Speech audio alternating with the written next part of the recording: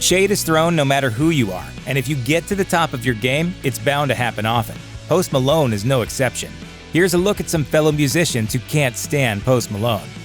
Post Malone announced himself to the world in 2015 with White Iverson, a song the rapper self-released on his SoundCloud account. It racked up 17 million listens and eventually went quintuple platinum and peaked in the top 20 of the pop chart, but not everyone was a fan. After pointing out that Post Malone's signature catchphrase, "Saucin'," had been previously used by the rap duo Sauce Twins, Nashville rapper Starlito told Hip Hop DX that he felt White Iverson was cultural appropriation, right down to using the name of the legendary African-American basketball star Allen Iverson. "I thought it was a little bit exploitative on a lot of cultural levels." Another person who didn't care for White Iverson was rapper Earl Sweatshirt, one of the era's most influential hip-hop figures thanks to both his solo work and as part of the boundary-pushing musical collective Odd Future. Earl took to Twitter to express his confusion over Post Malone's popularity, writing, "Just heard the song White Iverson. Who mans is this? LOL. Who let this slide?" Post Malone embraced the feud in the making, briefly changing his Twitter profile to Post Sweatpants and tweeting, quote, "I don't sweat." Lil B is a prolific rapper, releasing 17 albums over the past decade, and that's not even including his dozens of mixtapes. He's almost as active on Twitter as he is on the microphone, tweeting more than 235,000 times and counting since 2009. In October 2017, Lil B praised his favorite white hip-hop artists, such as Mac Miller, the Beastie Boys, and Eminem. Post Malone didn't get any love, though.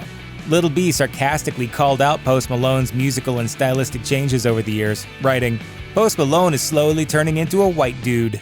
Post Malone was so confused by the unexpected flame war that he actually thought Lil B's account must have been hacked, until Lil B verified that, in fact, he had authored the hit job.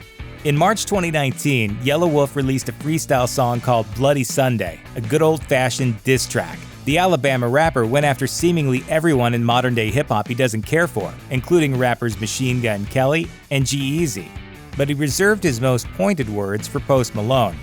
Yelawolf rapped, quote, "Post Malone just because," and then he went on to call Post Malone a, quote, "poser, biter, appropriation thief."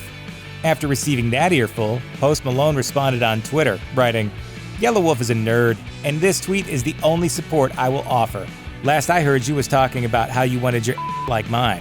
In an additional tweet, Posty kept the feud going by passive-aggressively trying to steal Yelawolf's backup musicians, quipping, "Let me know when your band is done with your dookie and wants to play some actual good music." Charlemagne the God isn't a rapper, but as a host of the syndicated hip-hop-oriented radio show The Breakfast Club, he's an influential figure in the genre. He's been critical of Post Malone on multiple occasions, derisively referring to the musician on a 2020 episode of Where's Wallow as a, quote, "great white hype," and saying that if it were up to him, he'd throw the rapper out of hip-hop. He also allowed rapper Russ to chime in during a podcast episode. Russ expounded on the trap of cultural appropriation in rap music, saying, "If you're white in hip-hop, you have to contribute to black culture in some sort of fashion. Otherwise, you are simply repeating history by coming into black culture, using that as a medium to steal and profit for self."